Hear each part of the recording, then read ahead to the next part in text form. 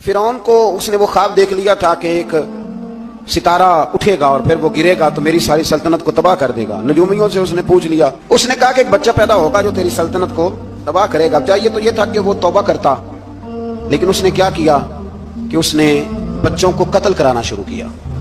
युज़ब्बिहूना अबनाअकुम, ज़िबा करा देता था तुम्हारे बेटों, और बच्चियों को वो जिंदा रखता था। तो हजरत मूसा जब पैदा हुए तो उनकी वालिदा ने पता क्या किया, उनको एक संदूक में बंद करके दरिया में बहा दिया। अब दरिया में बहते जा रहे हैं तो माँ थी तो परेशान भी हो गई, उनकी हमशीरा को कहने लगी जरा ध्यान रखना किधर जाते हैं।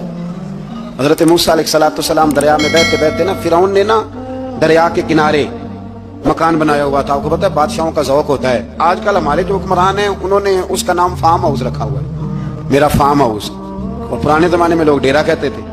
तो उसने भी इस तरह का फार्म हाउस बनाया हुआ था। वहां पे हजरत मूसा अलैहिस्सलाम तैरते हुए ताबूत के अंदर, संदूक के अंदर जा रहे हैं। फिरौन और उनकी बीवी हजरत आसिया बे औलाद थी, बड़ी तड़प थी बेटे की, वो भी वहां खड़ी थी। संदूक तैरता हुआ आया तो फिरौन ने कहा कि जाओ पकड़ के लाओ, देखो क्या है। जब वो लेके आए ना तो आपकी हमशीरा जो निगरानी कर रही थी परेशान होगी कि ये तो उसके हाथ लग गए, ये तो अब मार डालेगा। लेकिन जब खूबसूरत और चमकता हुआ बच्चा देखा तो बीबी आसिया कहने लगी ये बनी इसराइल का है ही नहीं, ये तो पता नहीं कहां से बहता हुआ यहाँ आ गया है, तुम ऐसे ही छोड़, ये पता नहीं कहां से, रख ना ले, रख ना ले। तो हजरत मूसा अलैहिस्सलाम वो कहने लगा नहीं उन्हीं के हैं, मूसा अलैहिस्सलाम उसी के हैं। तो आसिया कहने लगी तेरे तो सर पे ना बस भूत ही सवार हो गया, हर वक्त वही लोग तुझे याद रहते, ये पता नहीं कहां से बह के आया। अब रख लिया, मान गया फिरौन। आप फिरौन के घर में जो इसलिए बच्चे मरवा रहा था कि मेरी सल्तनत हजरत मूसा पैदा ना हो जाए, तो उसी के घर में परवरिश पाने लगे, उसी के घर में। अब औरतें मंगाई गई दूध पिलाने के लिए, तो हजरत मूसा अलैहिस्सलाम किसी बीबी का दूध नहीं पीते, तो आपकी हमशीरा ना वहीं दाएं बाएं घूमती रहती। तो कहने लगी जनाब आसिया से कि मैं एक बीबी को जानती हूँ, बड़ी साफ सुथरी है, मुझे उम्मीद है ये बच्चा उसका दूध पिएगा। तो फिरौन कहने लगा दौड़ के ला। तो वो अपनी वालिदा को लेके आई तो हजरत मूसा ने फौरन दूध पीना शुरू कर दिया। फिरौन को फिर थोड़ा शक हुआ। एक रवायत यूं भी लिखी है बाज लोगों ने कि फिरौन एक दिन उठाया हुआ था हजरत मूसा की, अभी थोड़ी सी उम्र थी, तो आपने उसकी दाढ़ी पकड़ के तो एक घोंसा दे मारा, जलाली तो शुरू से है ना। तो कहने लगा आसिया तू मान ना मान, ये बच्चा वही है। तो हजरत बीबी आसिया कहने लगी कि तुझे गलत फहमी है, ये वो नहीं है। उसने कहा देखो ना, ये तू उठाती है तो प्यार करता है, और मेरे जब करीब आता है तो इसके लबो लहजे में मैं तलखी महसूस करता हूँ। उसने कहा बच्चों को क्या पता। खैर एक तरफ उसने खाने पीने की चीजें रख दी, एक तरफ अंगारे रख दिए। वो भी हजरत आसिया कहती हैं कि तुझे समझ आए बच्चे बच्चे होते हैं। हजरत मूसा बच्चे तो थे, पर थे तो अल्लाह के नबी ना, अल्लाह के नबी थे। जब उसने कहा ना ये बच्चे हैं, तो हजरत मूसा अलैहिस्सलाम बजाए अंगारों की तरफ जाने के, नबी थे, वो सीधे खाने पीने वाली चीजों की तरफ बढ़ने लगे। फिर उन कहने लगा आप बता। अल्लाह ताला ने हजरत जिब्रील को भेजा, उन्होंने कहा इधर नहीं जाना, आप उधर जाइए। तो आप आग की तरफ गए और एक कोयला उठा के जुबान पे रख लिया। तो आसिया कहने लगी समझ आई, बच्चे को क्या पता किधर जाना है किधर नहीं जाना, अगर वो इतना ही ख्याल होता, वही बच्चा होता तो आग। और बाद में मुफस्सिरीन ने लिखा है ये जो हजरत मूसा दुआ मांगते थे ना, रब्बी शरह ली सदरी व यस्सिर ली अमरी, ये वो आग का अंगारा जब कोयला मुंह में रखा था ना, तो उसकी वजह से जुबान में कुछ लुकनत आ गई। तो आप दुआ करते थे कि या अल्लाह मेरी जुबान की वो बंद गिरा खोल दे, ताकि मैं खुल के फिरौन के सामने बात कर सकूं। वहीं हजरत मूसा पलने लगे, वहीं पले, वहीं जवान हुए, वहीं अल्लाह ने सारी दौलतें दी, बहन भी मिली, माँ भी मिली, और सारे अजीजों का प्यार भी मिला। उसी घर के अंदर अल्लाह ने परवरिश करके फिरौन के जुल्म से बनी इसराइल को निजात अता फरमाई। तो मूसा फिर फिरौन के घर में पलने लगे, और जब जवान हो गए तो फिरौन के यहाँ जो जुल्म होता था हजरत मूसा उस पर बोल पड़ते थे, जलाल फरमाते। तो फिरौन फिर नाराज नाराज रहने लगा, यहां तक कि उसने आपको निकाल दिया, आप तशरीफ ले गए वहां से। तो हजरत मूसा एक दिन शाम के वक्त दोबारा आए बस्ती में, लोग सोए हुए थे। तो दो आदमी, एक बनी इसराइल में से और एक फिरौन की अपनी कौम में से, वो दोनों आपस में झगड़ रहे थे। लेकिन वो जो हजरत मूसा की बनी इसराइल की कौम का शख्स था, उस पर वो कब्ती, वो जो फिरौन के करीबी लोगों में से था, वो जुल्म कर रहा था और बोझ उठाने की बात कर रहा था। अब उसने हजरत मूसा को पुकारा कि देखे मेरे साथ किस तरह की बात कर रहा है। तो हजरत मूसा का इरादा भी नहीं था, आपने बस उसको समझाया, पर कुछ लोगों को समझ। तो हजरत मूसा ने फिर एक मुक्का मारा, एक घोंसा मारा, सिर्फ एक ही।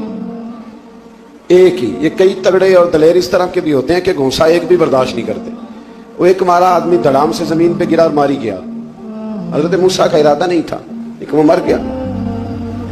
حضرت موسیٰ علیہ السلام نے اس بات پر اپنے رب سے استغفار بھی فرمائی. قرآن کہتا ہے کہ انہوں نے معافی چاہی کہ اللہ میرا ارادہ نہیں تھا. بہرحال اگلے دن نا حضرت موسیٰ دوبارہ آئے. وہ سنا کرتے تھے نا ہم کہ بیوقوف دوست سے عقل مند دشمن بہتر ہوتا ہے. وہ کم از کم دشمنی تو عقل مندی سے کرتا ہے نا, لیکن جو بیوقوف دوست ہو بیوقوف. حضرت موسیٰ دوبارہ آئے تو وہ بنی اسرائیلی اگلے دن کسی اور سے جھگڑا کر رہا تھا. پھر اس نے مدد کے لیے پکارا تو حضرت موسیٰ کہنے لگے مجھے لگتا یہ ہے کہ تیری عادت ہے, خود بڑا جھگڑالو ہے, تو نے روز نیا جھگڑا شروع کیا ہوتا ہے. حضرت موسیٰ جب اس کی طرف بڑھے نہ ڈانٹنے کے لیے تو اس نے شور کرنا شروع کر دیا. کہنے لگتا ہے جس طرح آپ نے اسے کل قتل کیا تھا مجھے بھی قتل ہی کریں گے. یہ انسانوں کا مزاج ہے کہ آپ جب تک کسی کے طبیعت کے مطابق چلیں گے وہ راضی رہتا ہے, اور ذرا آپ اس کی طبیعت سے ہٹتے ہیں تو وہ شور کرتا ہے. اس نے کہا جی آپ مجھے بھی لگتا ہے ماریں گے. حضرت موسیٰ کلیم اللہ علی نبینا علیہ الصلوۃ والسلام کے بارے میں جب اس نے شور کیا تو بات پھر فرعون کے دربار تک گئی. وہ تو پہلے ہی بہانہ تلاش کر رہا تھا. اس نے کہا ڈھونڈو پکڑو اور معاذ اللہ شہید کریں گے. کسی نے آ کے خبر دی کہ آپ جہاں سے ہجرت کر جائیں, اس لیے کہ آپ کے لیے یہاں حالات درست. اور بھائی یہ چھوڑ دیا کریں بات کہ فلاں آدمی کے حق میں فلاں جگہ حالات کیسے خراب ہوئے, تو نبی کریم علیہ السلام مکہ چھوڑ کے کیوں آئے؟ حضرت موسیٰ علیہ السلام نے ہجرت کیوں فرمائی؟ یہ ایک ایسی عجیب بحث ہے جس کو لوگ بلا وجہ چھوڑ دیتے, بلا وجہ چھیڑ دیتے ہیں. اور بالخصوص ایک خاتون نے ایک دفعہ مجھے پیغام دیا تو میں بڑی اس کی بات سن کے مجھے عجیب لگا. وہ کہنے لگی کہ دوسری جگہ میری شادی ہوئی ہے, مجھے طلاق ہو گئی تھی, تو مجھے ایک تانا روز سننے کو ملتا ہے تو اتنی اچھی ہوتی تو وہاں نہ رہ لیتی. تو بھئی یہ کوئی تانے والی بات ہے؟ کوئی ضروری ہے کہ بیوی غلط ہوتی ہے تو طلاق ہوتی ہے؟ اللہ کے محبوب علیہ السلام کے 2 صاحبزادیوں کو ابو لہب کے 2 بیٹوں نے طلاق بھیج دی تھی. کس کی غلطی تھی؟ تو آپ کیا کہہ سکتے ہیں یہاں کیوں طلاق؟ تو اتنی جلدی بات تھوڑی کر دیں گے آپ, تھوڑی احتیاط فرمائیں بولنے میں.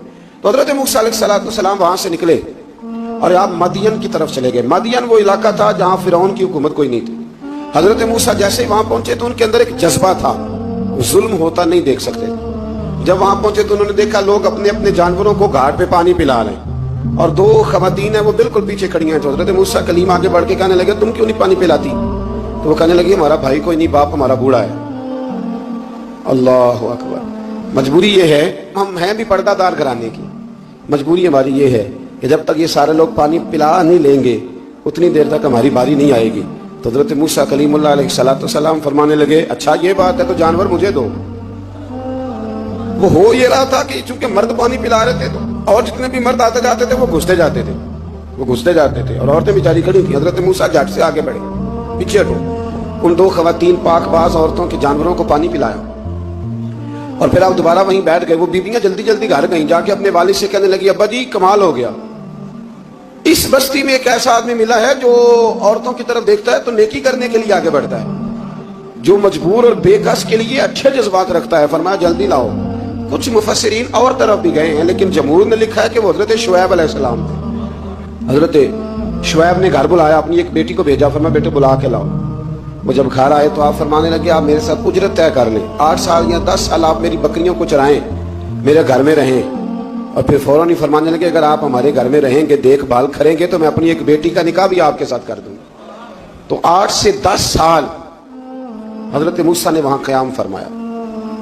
اور پھر جب آپ کا نکاح ہو گیا تو آپ اپنی بیوی کو لے کے مصر کی جانب جا رہے تھے, تو رستے میں نا ٹھنڈ زیادہ ہو گئی تو اپنی زوجہ سے کہنے لگے وہاں آگ جل رہی ہے, میں تیرے لیے آگ لے کے آتا ہوں تاکہ تو تاپ سکے, گرمی حاصل کر سکے. وہاں گئے تو درخت سے آواز آئی موسیٰ میں تیرا رب ہوں. درخت سے آواز آئی موسیٰ میں تیرا رب ہوں. اور حضرت موسیٰ کلیم اللہ کو وہاں وہی آنی شروع ہوئی. وہیں اللہ تعالیٰ نے انہیں وہ عصا عطا فرمایا جو پھر بعد میں اژدہا بنتا تھا. رب کریم نے وہیں حضرت موسیٰ کلیم کو وہیں ید بیضا عطا فرمایا. اپنا ہاتھ گریبان میں ڈال کے نکالتے تھے تو چاند اور سورج کی طرح روشنی دیا کرتا تھا. ید بیضا لیے بیٹھے ہیں اپنی. میں کبھی کبھی کہا کرتا ہوں کہ مولا کے دینے کے انداز بڑے انوکھے ہیں. بھائی یوسف کو کنویں میں پھینکتے تو اللہ مصر کا حکمران بنا دیتا. تو پھر حضرت موسیٰ وہاں سے واپس آئے اور آ کر کے آپ نے دوبارہ وہ سارا نظام زندگی